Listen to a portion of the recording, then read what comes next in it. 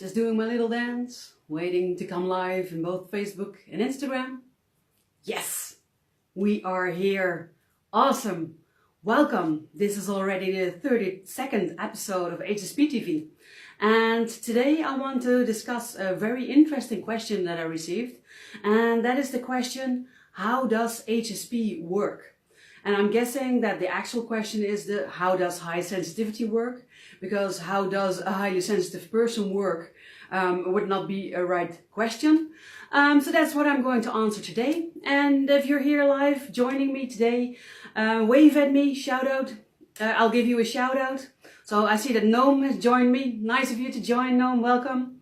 You can also tell me where you're from. I would love to connect with you and to see who is joining me live in this episode. If you have any questions regarding this topic, or maybe related questions or other things that you would like to ask me, you can ask your questions here live and I will do my utmost best to answer them.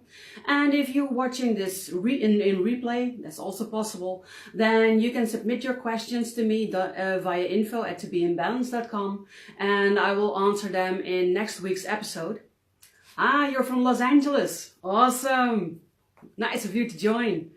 So today's topic is how does HSP work?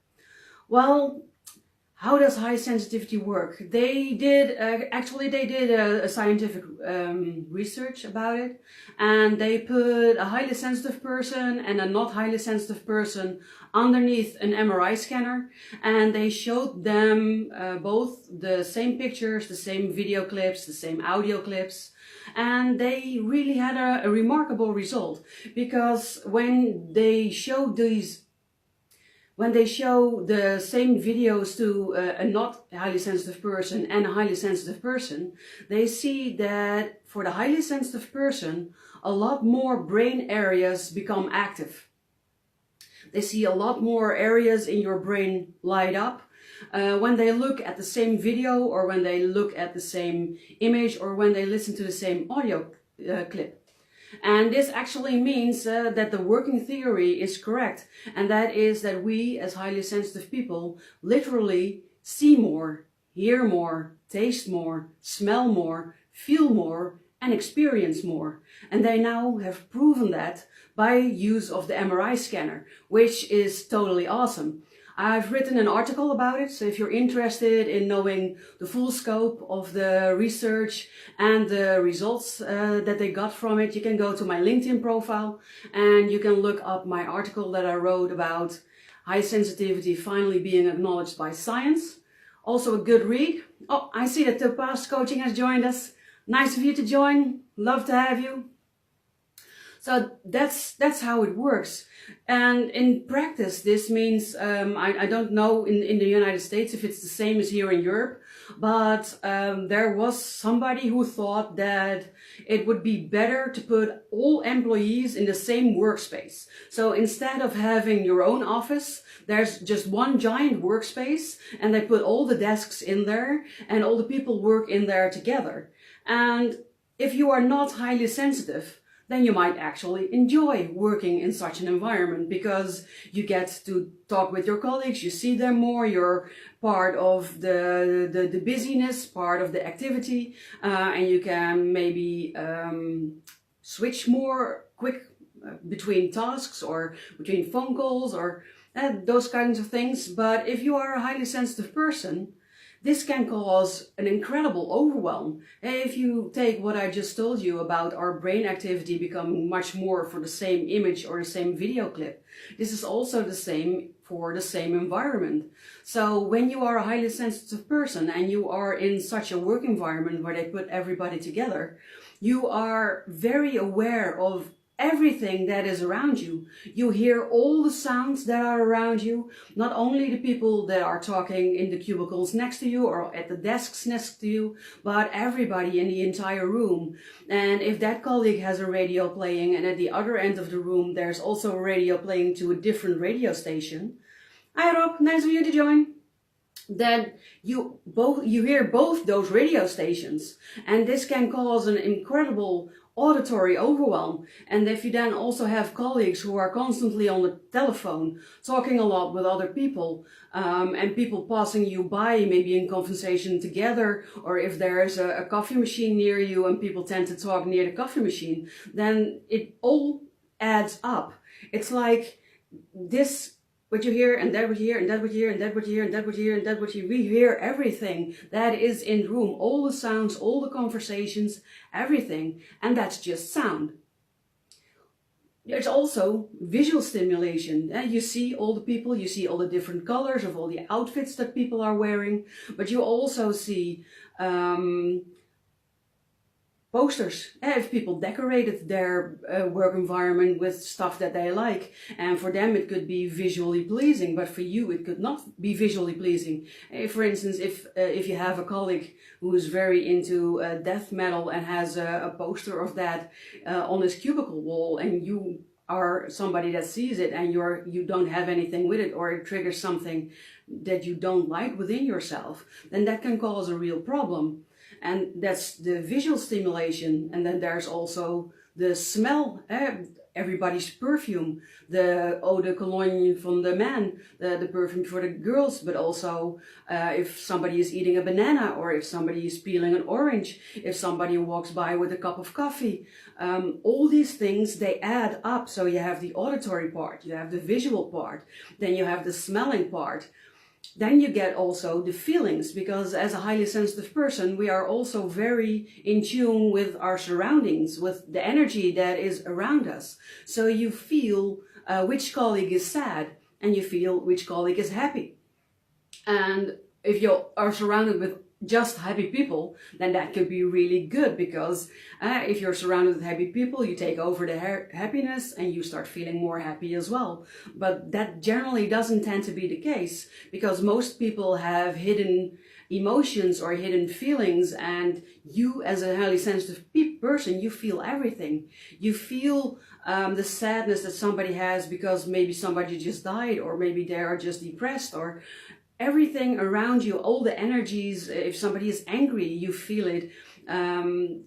Everything adds up to all the other stuff. I see Noam send something to me. He says, this is becoming a big trend in Los Angeles workforce. Big room with a bunch of desks and computers. I hate it and can't function in this kind of environment. Yes, you're right. This is a horror for highly sensitive people. I couldn't work in an environment like this too. I preferred having my own office where I could control the environment. I could have a certain smell that calmed me, a certain image that I would like to look at. There are not so many people walking by, or I could just close the door and close myself off to it and be happy in my own space, in my own energy. And in work environments like those, the big ones with all the people around you, that's just not possible. So I always say in default mode, we highly sensitive people, we are like a sponge, a sensory sponge. We suck in everything. We suck in all the sounds, everything we see, all the energies, but also the emotions of people. And I hope you can now see that this can quickly cause you to feel overwhelmed, to become overloaded. And the moment that that happens, it takes a long time to recover from that. So this is one of the things that is key for us also in being more prone to becoming burned out, because it's just a sensory overwhelm of all the sounds, all the smells, all the things you hear, the emotions that you are aware of, the energies that people have with them. And I didn't even tell you about the energy vampires. Because energy vampires, I'm sure you know people that are an energy vampire, either in your personal sphere, or maybe a colleague that is like that, or a client that is like that. An energy vampire is somebody that loves to come and talk to you because you always have good advice, you're always there, you always listen to them. They rant on about everything that's horrible in their lives, their emotions, their pain, their hurt, and they suck up all your energy. And after the conversation, the person is happy because they got to vent everything that was wrong with the world and everything that they were feeling and everything that was there. But they also took all your energy. So at the end of such a conversation, you usually feel drained, all your energy, everything it's just gone.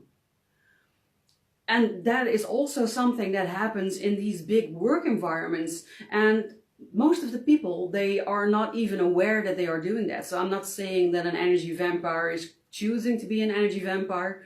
Sometimes they do.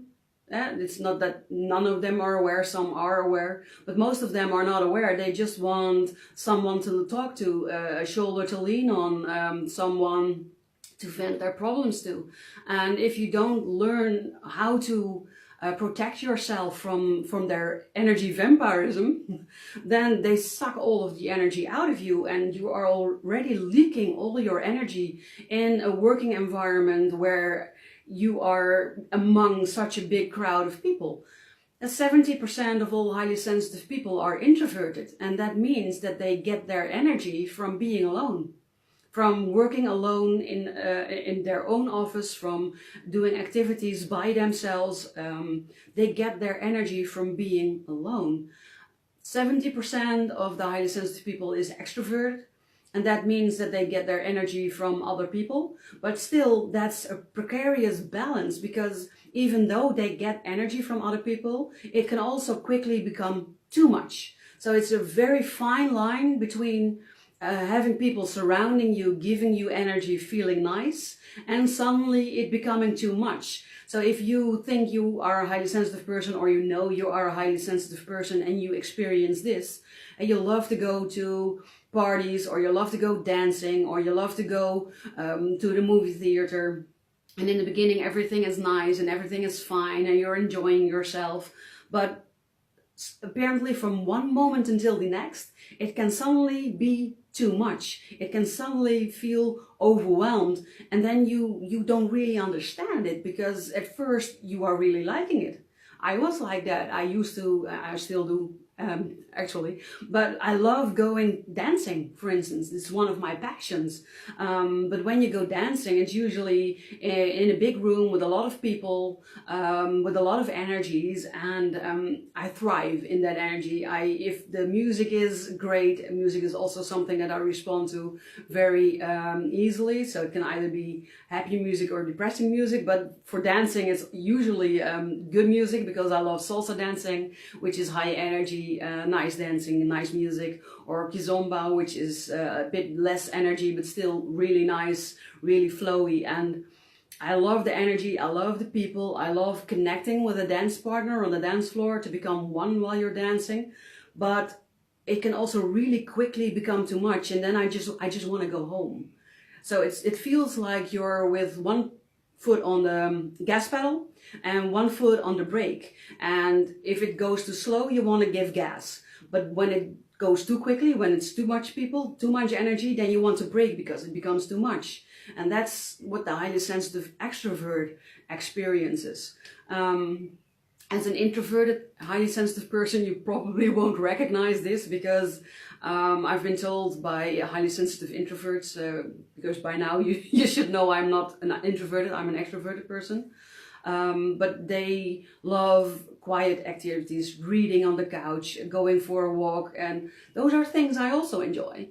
But I also really enjoy going dancing, and I have a friend, she is an introverted, highly sensitive person, and she says, oh, what you do, I couldn't do that. I can't go to a concert, I cannot go to the movie theater with 200 other people pressing up against you or sitting close to you in this inner room. I cannot, I don't even want to think about doing it. So those are the types of highly sensitive people that there are. And if you're introverted or extroverted, the way things work for you, it's the same. It doesn't matter if you're introverted or extroverted, you're still hear more, see more, smell more, taste more, experience more, feel more.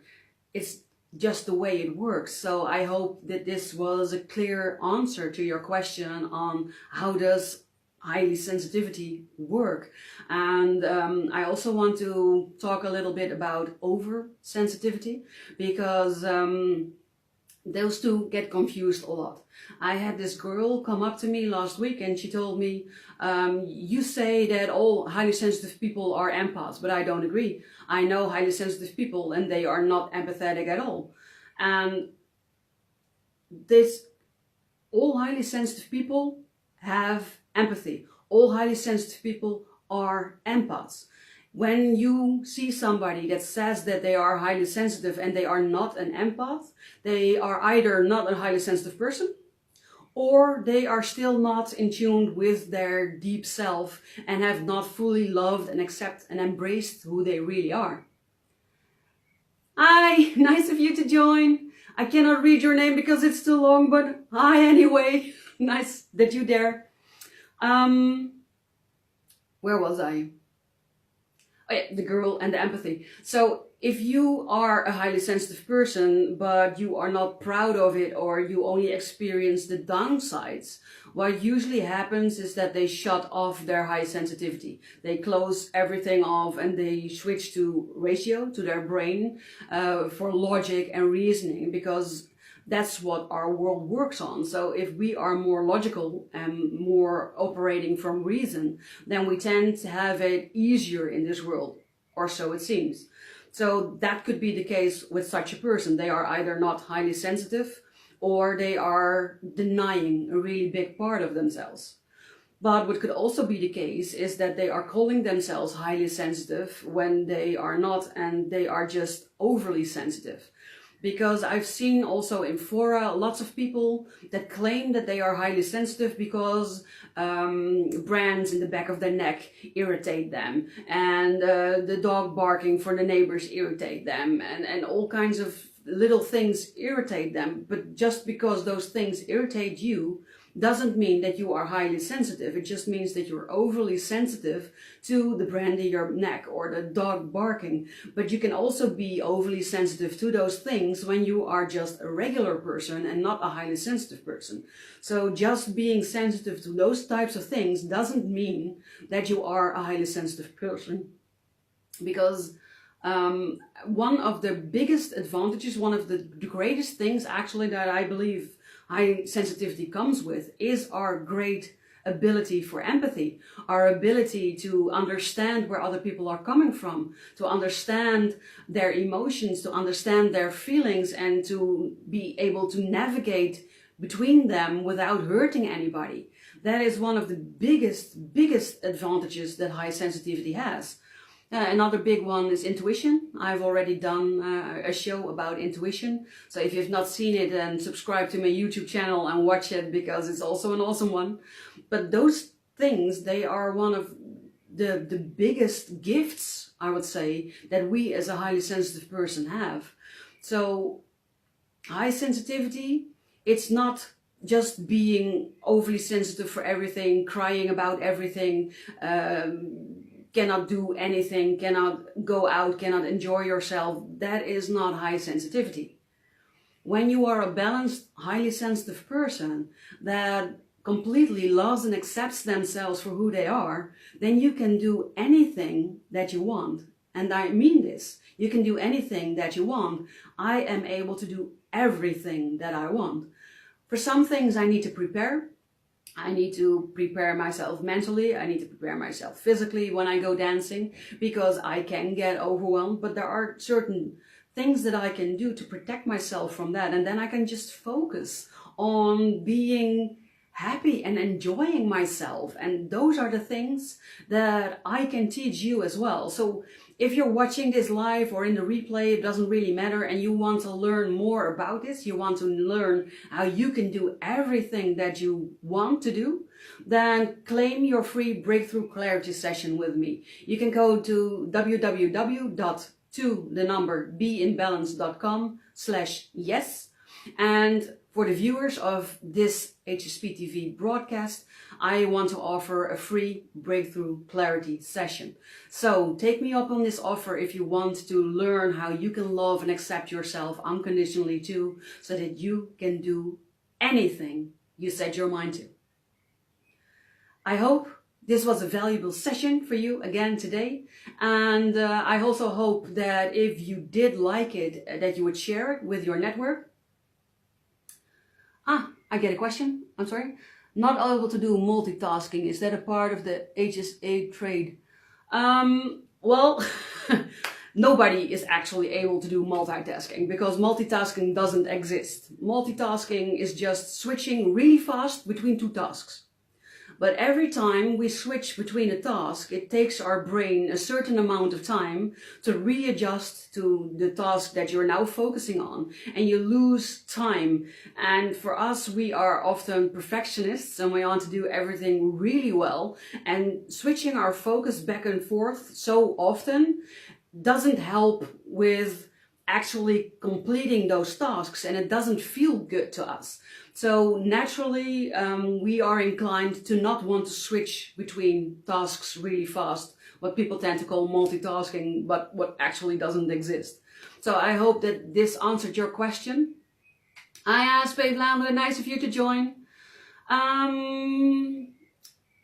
Yeah, okay. This was the end of today's episode.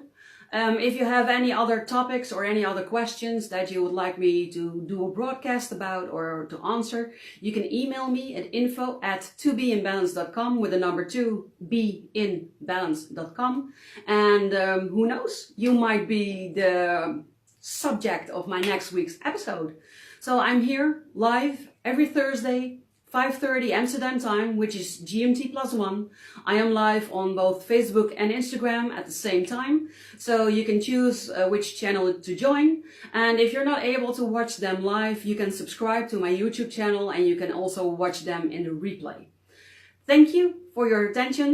Thank you so much for being here, everybody that was live. I love you, thank you, and I hope to see you all again next week. Bye!